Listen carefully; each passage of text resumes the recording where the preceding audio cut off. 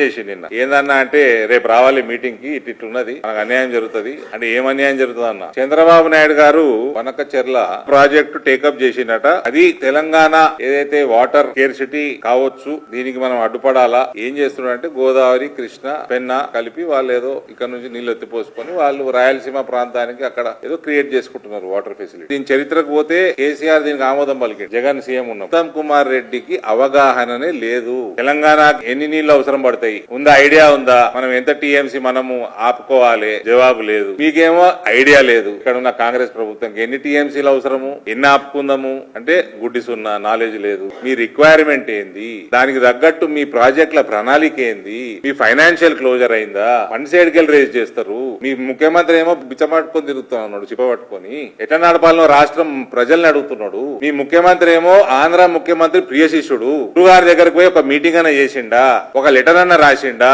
ఇవన్నీ ఏం లేదు. లోటపీస్ కేంద్ర ప్రభుత్వం మీద బుడదగల. భారతీయ జనతా పార్టీ కేంద్ర ప్రభుత్వం అయినా ఇదైనా we will go as per the guidelines of CWC and our both Godavari Krishna boards. ఇది కేవలం లోకల్ బాడీ ఎలక్షన్ లో వస్తున్నాయి కాబట్టి కేసీఆర్ డైరెక్షన్ మేరకు తెలంగాణ సెంటిమెంట్ పెంచనీకే ఉత్తమ్ కుమార్ రెడ్డి